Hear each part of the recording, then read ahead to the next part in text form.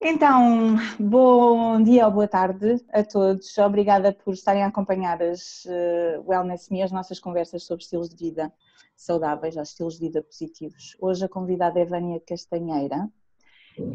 A Vânia é portuguesa, ainda que esteja a viver no Brasil já há alguns anos.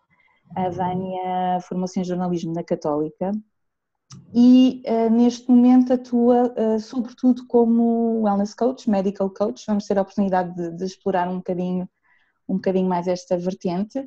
A Vânia tem uma história muito interessante, uma história de vida muito interessante. Eu vou deixá-la introduzir-se e partilhar connosco um bocadinho dessa história. Olá, Floriane, muito obrigada pelo convite.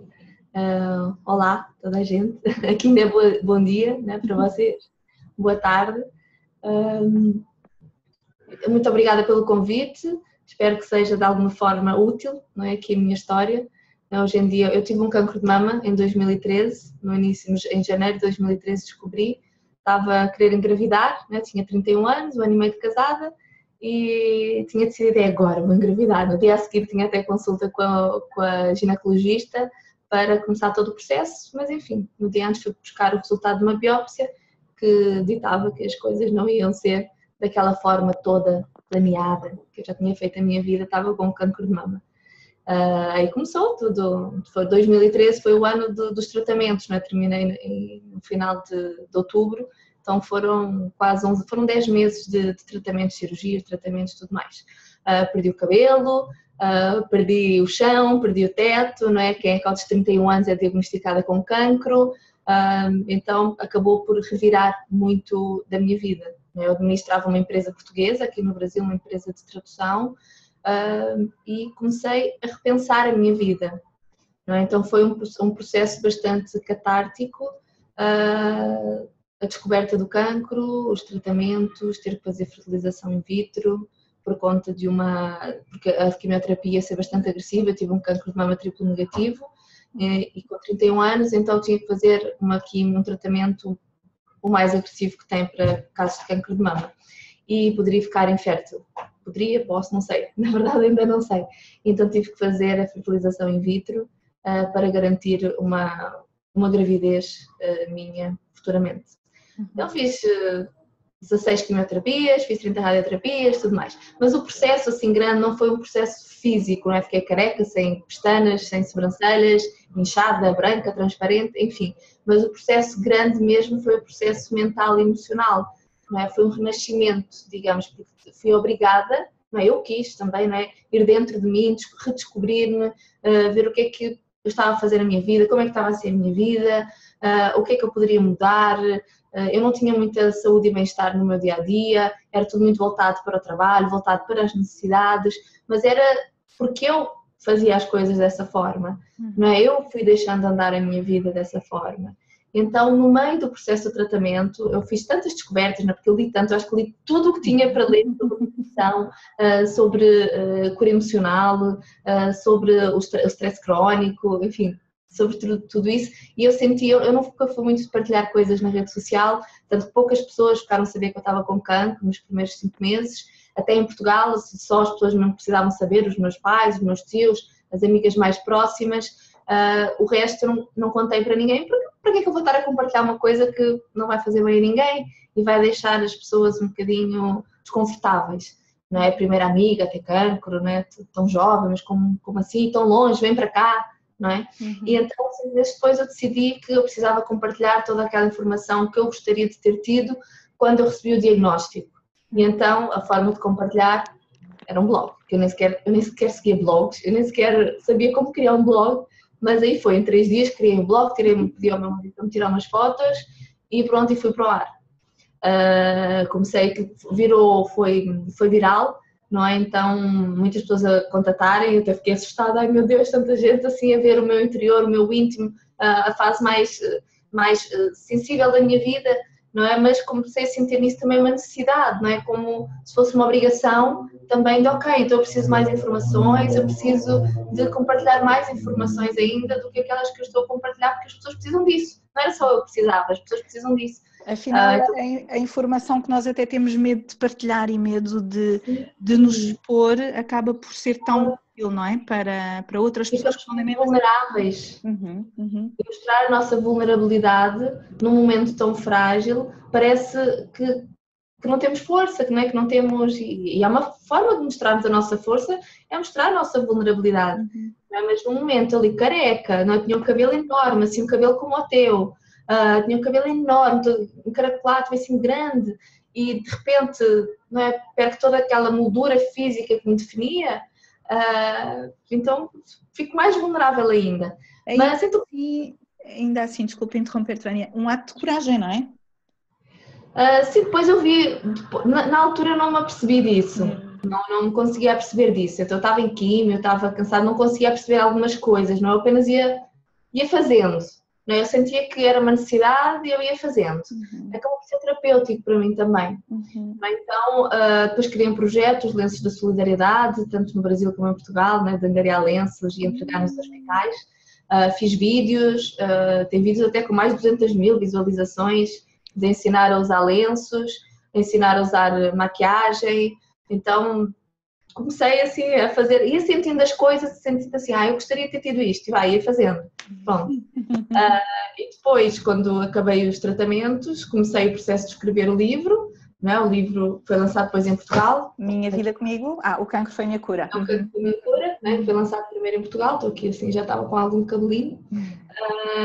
E depois vieram, aliás, antes até eu saí do trabalho que eu tinha, ganhei coragem para sair, porque eu sentia mais uma obrigação do que um prazer naquele trabalho, mas pronto, eu tinha aquela segurança, não é? Aquela trabalho, de repente desistir, para não desistir, mas o sair, ver que aquilo já não era mais o meu futuro, para seguir uma coisa nova. Ou seja, as pessoas procuravam muito para ajuda, mas eu não tinha, a partir de um certo momento, já não era só partilhar a minha história, mas para eu poder ajudar na história das outras pessoas, eu precisava profissionalizar isso. Então foi aí que eu fui procurar o coaching.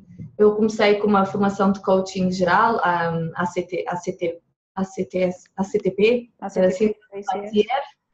fui fazer uma formação longa no Rio de Janeiro com a Helena Dutra, mas era muito voltada para o business coaching. Depois fui fazer o Health and Wellness Coaching, na Well Coaches, em que começaram, às vezes, algumas pessoas como viram a minha mudança no estilo de vida, porque eu fiz muitas mudanças na minha vida, e começaram a ver até a mudança no meu corpo, a mudança no meu bem-estar, tudo mais. Então as pessoas começavam a procurar ajuda para esse processo de como fazer mudanças para um bem-estar e para uma saúde no dia-a-dia, para ganhar mais energia, para se sentir melhor com elas próprias e conseguirem ao mesmo tempo fazer as coisas que precisam ser feitas, mas também ter um bocadinho de espaço da minha vida comigo, não é? Então, não ser só a minha vida com os outros, mas ser a minha vida comigo, ter um pouco de espaço para mim, não é? Tempo para mim.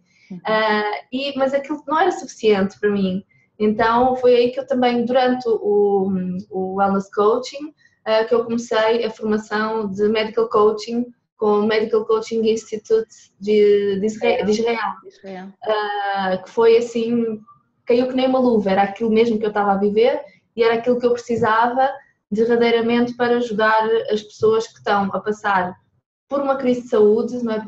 Descobriram um cancro e eu posso ajudar desde esse primeiro dia, ou já passaram pelo cancro, pelos tratamentos e não conseguiram encontrar o novo normal delas. Pois, até porque da sensação que eu tenho, da percepção que eu tenho, nem todas as pessoas tiveram a mesma atitude que tu, não é? Ou têm a mesma atitude que tu tiveste, portanto descobriste ou foste apanhada, não é, por uma doença, mas conseguiste ainda assim revelar o melhor de ti, revelar uma série de forças que te permitiram canalizar energia para, canalizar para os outros.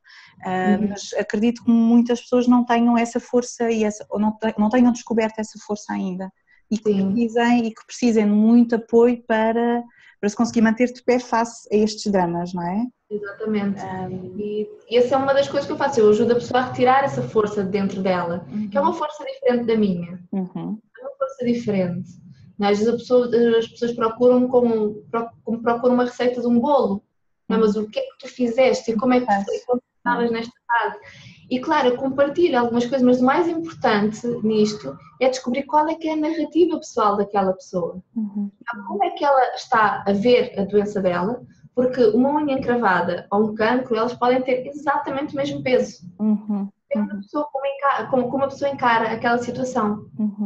Então, o ajudar a encontrar a narrativa pessoal dela é um processo que parece que liga um botão, sabes? Quando a pessoa consegue perceber a narrativa pessoal dela dentro daquela situação, ela não é mais, ela deixa de sentir a doença, de sentir os meus exames, os meus leucócitos, o tamanho do tumor, o tratamento, a cirurgia. A pessoa, quando ela consegue se despir disso, da doença, e consegue começar a voltar à narrativa pessoal dela, isso é uma mudança, é um shift assim, que é a olhos vistos. A olhos vistos. Quando a pessoa também consegue entender a doença, conseguir fazer as pazes com a doença, o que aconteceu com ela, e entender o para que é que aquilo aconteceu na vida dela. Porque o medical coaching parte do princípio que todo o comportamento do nosso corpo ele tem uma intenção positiva.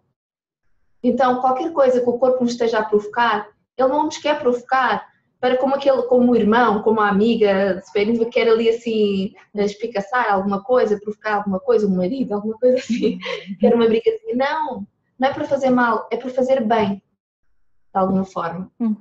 Então, quando a pessoa entende o bem que aquela doença quer fazer, também é outra mudança assim radical.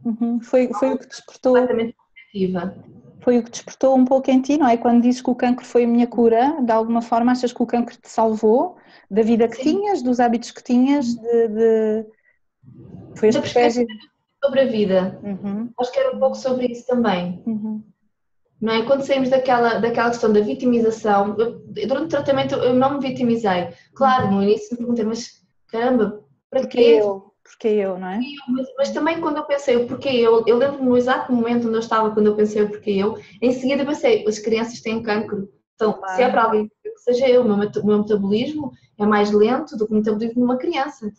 É? Tanto que uma criança quando descobrem um cancro nela, tipo, do dia para a noite é como se fosse connosco um ano, não é? Não sei se a proporção é exatamente essa, mas o metabolismo é tão rápido, as células reproduzem-se tão rapidamente que rapidamente se alastra e cresce. Não é? No adulto é um pouco mais lento, aos 31 anos ainda é acelerado o metabolismo, mas não tanto como o de uma criança, não é? Então, se uma criança tem, eu que sou adulta, já vivi um bocadinho mais, mas eu nunca senti que fosse morrer, sabes? Eu nunca senti aquela coisa de vai acabar, é agora. Não, eu sempre consegui visualizar além. Não é? E esse é outro trabalho que eu também ajudo a pessoa a visualizar além. Porque enquanto a pessoa não se consegue visualizar além, ela não consegue sair daquele momento, né? daquela situação porque a vida foi antes do cancro e a vida depois do cancro, como é que ela está a ser? E a pessoa fica ali naquele buraco. Não é? Então ajudar a sair desse buraco. E fazer o seu luto também de alguma maneira, não é? Fazer o luto da vida que ela tinha porque de repente perde-se a vida que se tinha e quase que tens a obrigação, quase que tens a responsabilidade de reconstruir a tua vida em cima de uma coisa que também não percebes muito bem no que é que vai dar. Não é? Completamente. E como é que eu posso continuar a viver assim, nestas circunstâncias? Como é que eu posso levar uma vida normal apesar de tudo? Sim. O cancro também cada vez mais é uma doença crónica, não é? Corrijo-me se eu estiver enganada, mas e portanto também acredito que haja toda esta incerteza, tira-nos o tapete, não é? Tira-nos o chão, tira-nos o teto, como estavas a dizer há bocadinho. E de facto é muito interessante conseguir olhar para lá desta condição e dizer, mas espera, acredito que é possível, acredito que há mais para além desta, vou arriscar a dizer, desta morte, não é? Porque é uma morte, uma doença é uma morte, mas que não invalida que eu não possa renascer a partir daí, não é? Exatamente. Então, uma das outras abordagens é essa, abordar a perda, porque houve uma perda, uma ou várias perdas, seja a perda da saúde, seja a parte profissional, seja a parte às vezes de relacionamentos, ou às vezes até a perda de conexão com o corpo, porque a pessoa sente que o corpo atraiu. Então, abordamos também essa questão de reconexão com o corpo, de fazer as pazes com o corpo através do entendimento, né? Através de várias ferramentas, assim, mas assim, resumindo, e muitas vezes é necessário fazer o luto. Até às vezes, por exemplo, num cancro de mama que é preciso fazer uma mastectomia, não é? Eu acho que em Portugal também se diz mastectomia, não é? Sim. Aquelas muito palavras diferentes.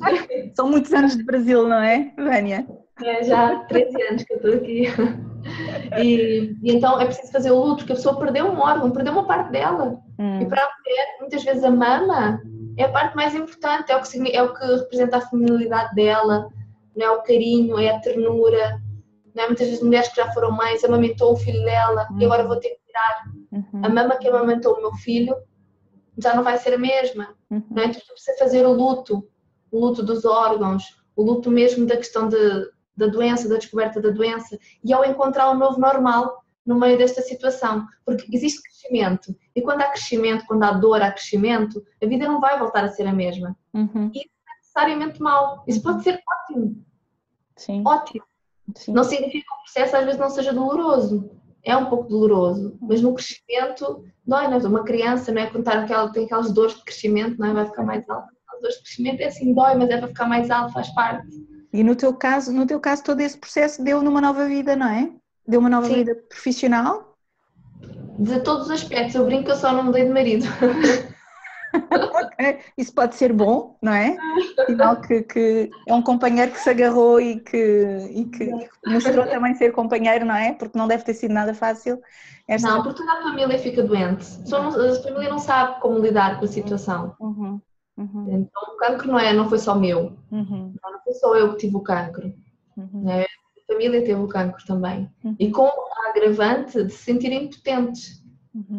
A minha mãe ver uma filha do outro lado do Atlântico a passar por um cancro. A coisa que mais desejo é que tivesse sido com ela, não é? E eu penso, não, ainda bem que é comigo, eu sei lidar com isto, pelo menos eu estou aqui, eu estou mais dentro do controle. E a pessoa que está fora se sente mais fora de controle. E isso tudo vai revelar a coach que há em ti, não é, Vânia? Veio revelar a minha visão de e portanto passaste a fazer novas coisas e uma delas foi escrever livros, não é? Portanto, já falaste dos lenços da solidariedade, portanto, projetos, um novo caminho profissional, livros, conta-nos um bocadinho no que é que isto deu.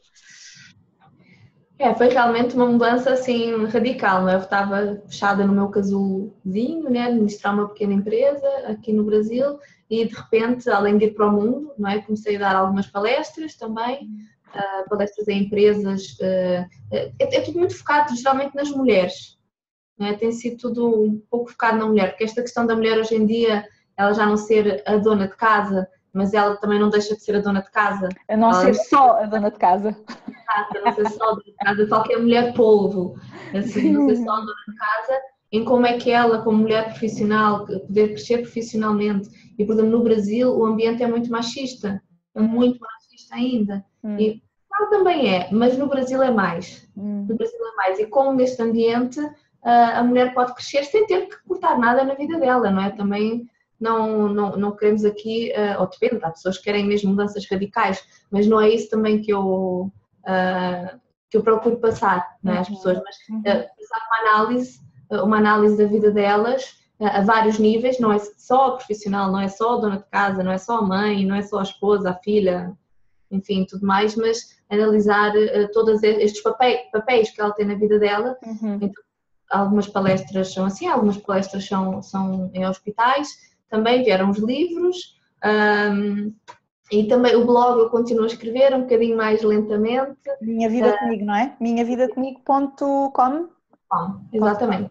É porque eu não quis restringir ao Brasil, não é? Eu quis que fosse a língua portuguesa pelo mundo, não é? Então são 200 e não sei quantos países que acessam o blog, não é? Então portugueses e brasileiros estão espalhados pelo mundo inteiro, não é? Então tanto que eu tenho clientes de coaching de Portugal também, não é? Então eu quero sempre manter estes dois mercados. Sim. Não é? O país do meu coração e da minha alma, os dois países, um coração e outra alma, não é? Então quero sempre abarcar os dois. E tenho o site também, vaniacastanheira.com, que ele é mais um site, é mais um cartão de visita, que é voltado mesmo para o coaching, para o Health and Wellness Coach e para o Medical Coaching, com alguns depoimentos, onde eu vou pondo também os vídeos, com algumas dicas para ajudar, porque lidar com o medo, por exemplo, dos vídeos têm mais sucesso na questão de ajudar a lidar com o medo, porque depois que a pessoa tem uma doença como um cancro, a pessoa vê-se como mortal, não é? E quando nós descobrimos que somos mortais,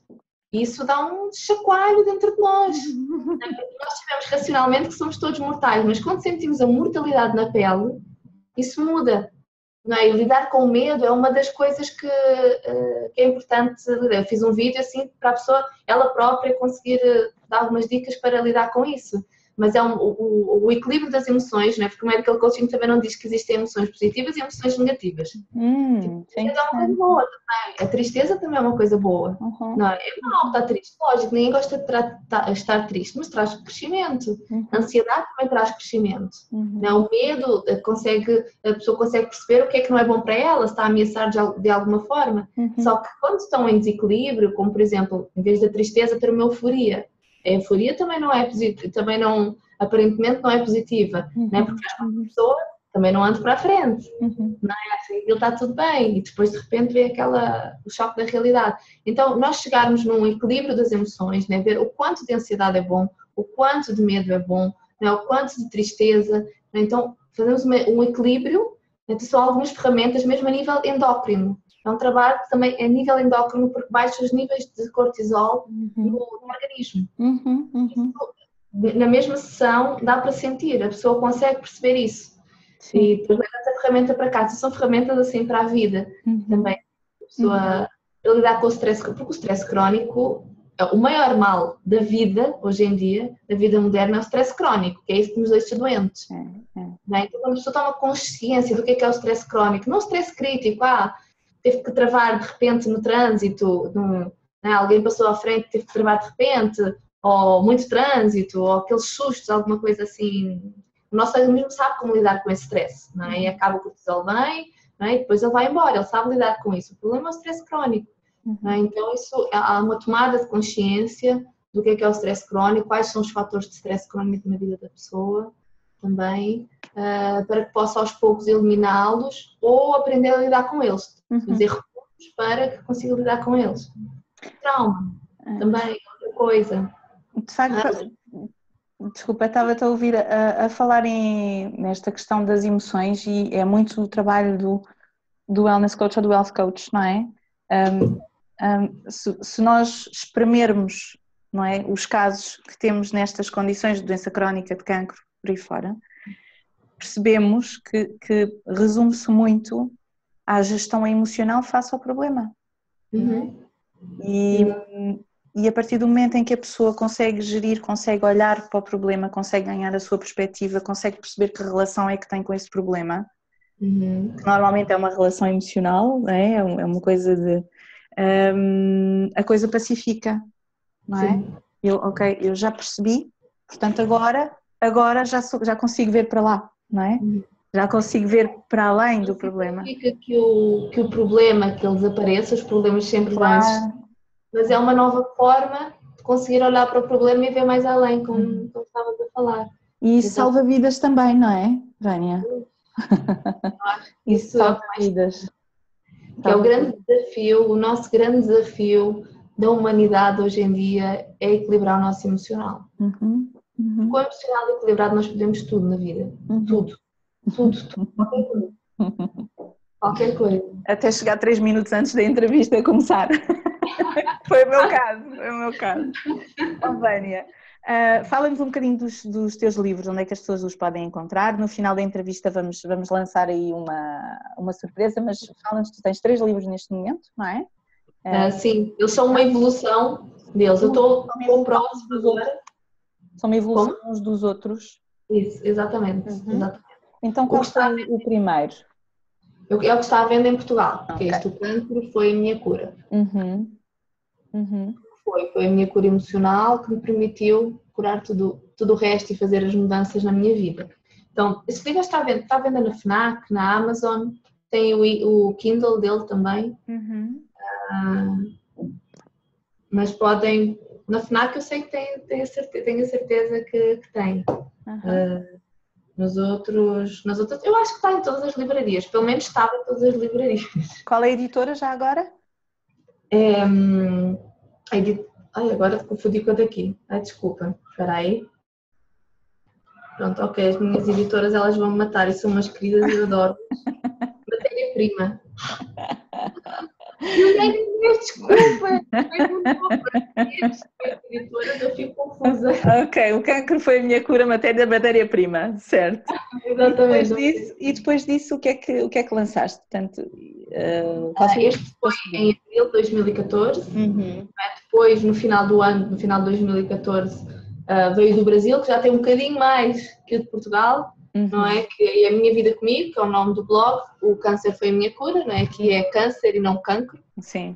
Falamos, não é? Então o cabelo já está um bocadinho maior ainda do que o outro, não é? Então também, mas tem a minha história, tem algumas fotos, tem receitas, algumas dicas. E depois agora, no início deste ano, 2017, veio este que é o mais completo, que é o Câncer Foi Minha Cura, tem o mesmo nome, é outra editora, outra edição, e que ele tem mais 35, 40% do que o outro. E ele é um manual, não é? Basicamente isto é um manual, acabou de descobrir uma doença, se for um cancro tem mais coisas específicas para o cancro também, mas é de uma forma geral. Alguém que esteja a pensar fazer alguma revisão na própria vida, ou esteja sentindo falta de saúde, falta de energia, alguma coisa, pode ajudar aqui também. Eu falo como fui fazendo as minhas mudanças, eu era aquela pessoa que dizia ginásio, nunca, jamais, tinha até discussões com o meu marido, jamais tu vais me ver no ginásio, eu não vou por espero nem pensar, é coisa que nunca me vais ver. Hoje em dia eu vou 5, 6 vezes na semana e eu vou descansar um dia, não é? Então, passando o fim de semana aqui em casa, eu vou e é mesmo aquela coisa, não, hoje eu vou descansar, mas vou todos os dias, fiz mudanças na minha alimentação, né? Porque a alimentação, eu deixei de olhar para a alimentação como algo que engorda ou emagrece, ou é bom ou é mau, no sentido de prazer, para olhar para ela também como um conjunto de nutrientes. O que é que ela faz por mim? Não é? Eu lavo os dentes todos os dias. Não é? Então, porquê que eu vou estar a pôr para dentro do meu corpo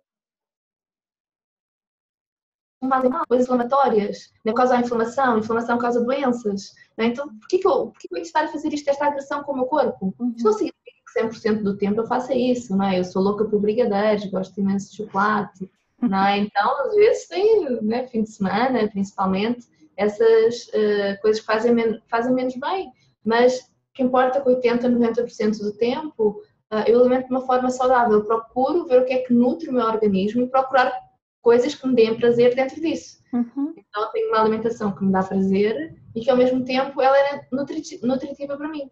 Nutritiva. Estão todos em português do Brasil. No Brasil tem muita dificuldade em entender o português de Portugal. Não é? Então, mas em Portugal entende-se muito bem o português do Brasil. Sim. Então, em vez de fazer 2 vídeos, eu falando português do Brasil, em Portugal também me entendem. Sim. Então, depois...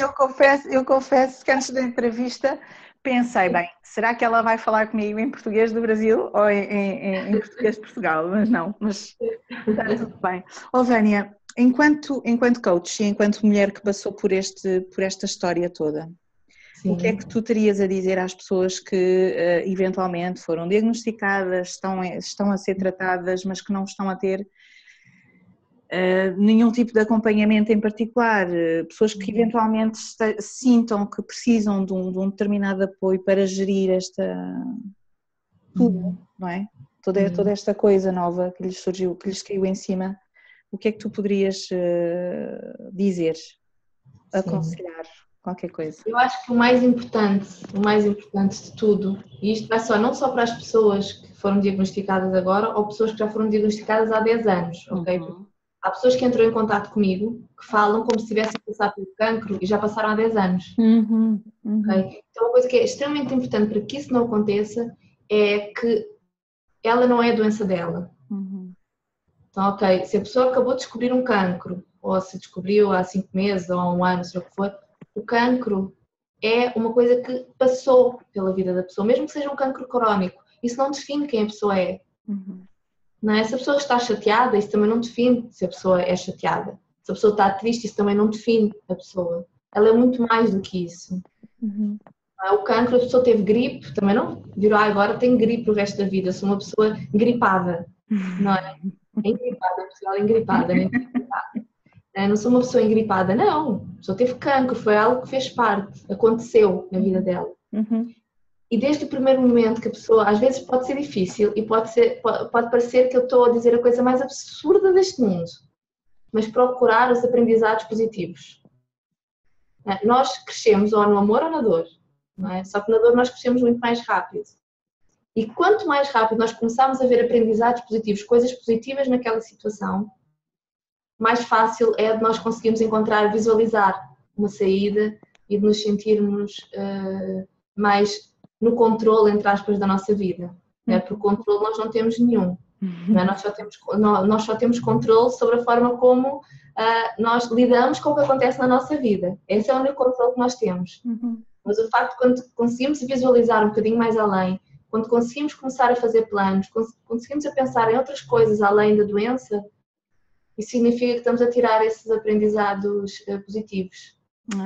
Vou dar um exemplozinho assim que aconteceu comigo. O pior dia da minha vida, foi o pior dia da minha vida até hoje, foi quando eu descobri que eu precisava fazer quimioterapia.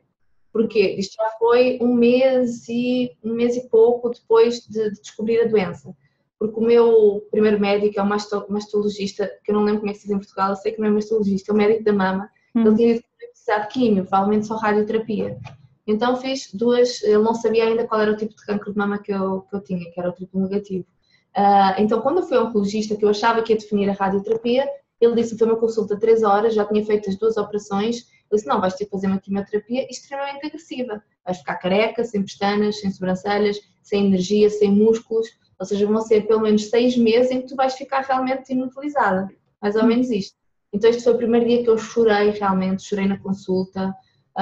O meu marido nem me conseguia tocar, ele não sabia o que fazer. Assim, realmente eu fiquei, foi extremamente extenuante. E depois eu saí de lá, tive que ir para o médico de fertilidade, porque eu tinha que começar naquele dia a fertilização se eu quisesse congelar, preservar a fertilidade. Então saí de lá, depois daquelas 3 horas ainda fui para o médico, depois fui comprar remédios e fui para casa. E disse ao meu marido, olha, neste momento, eu preciso me deitar, eu preciso ficar sozinha. A vida da minha família está tudo bem, qualquer coisa, mas que eu agora não consigo falar. Fui para o quarto, deitei-me às escuras e comecei a procurar coisas positivas. Eu preciso encontrar coisas positivas nisto. Isto não pode estar a acontecer comigo e ser só mal. Tem que ter coisas positivas. Eu lembro que demorou um bocadinho, mas eu fiquei umas 2 horas no quarto. E a primeira coisa, assim, eu deitada no escuro, assim, e a primeira coisa que eu consegui foi sempre reclamei do meu cabelo encaracolado, compridão, e tenho 2 redemoinhos aqui na frente, e preciso ter franja, ter um cabelo assim sedoso, comprido, eu vou arranjar uma peruca com o cabelo dos meus sonhos. E assim foi. Eu vou experimentar ter o outro cabelo que não é o meu. Vou ter um cabelo. Então comecei assim aos poucos. Mas são as pequenas coisas. Nós não precisamos visualizar grandes coisas. Quando eu acabar eu vou fazer viagens. Não. Coisas pequenas para o nosso dia a dia. Encontrar coisas positivas no dia a dia. Se as pessoas foi um dia, não vomitei. Não, olha, consegui estar com a minha sobrinha. Então encontrar coisas positivas, mesmo que seja no próprio dia a dia. Que aos poucos vai encontrar os aprendizados que vão perpetuar o resto da vida. É muito curioso a história é muito interessante e é curioso como é que, ouvindo-te falar, tu transformas este monstro, não é, numa coisa quase insignificante, mas que teve todo o significado na tua vida. Vânia, muito obrigada. Nós temos uma surpresa para quem está a acompanhar estas conversas. Estilos de vida saudáveis. Para a primeira pessoa que enviar um mail para floriana@atitudewellness.com vai receber um livro da Vânia. O cancro foi a minha cura, exatamente. Portanto, o primeiro e-mail para floriana@atitudewellness.com e a Vânia trata de reencaminhar ao respectivo ou à respectiva vencedora. Sim. Muito obrigada, Vânia, por esta conversa. Oxalá isto consiga apoiar e ajudar e tirar algumas dúvidas a tanta gente, não é? A tanta gente por esse planeta fora que precisa de apoio nestes momentos. Muito obrigada, muitas felicidades. Obrigada, falo demais, né? Peço desculpa. De tudo! Começo a falar, começo aqui a desembuçar, mas muito obrigada e espero que realmente tenha sido útil também de alguma forma. Para mim foi um prazer enorme. Ok, obrigada!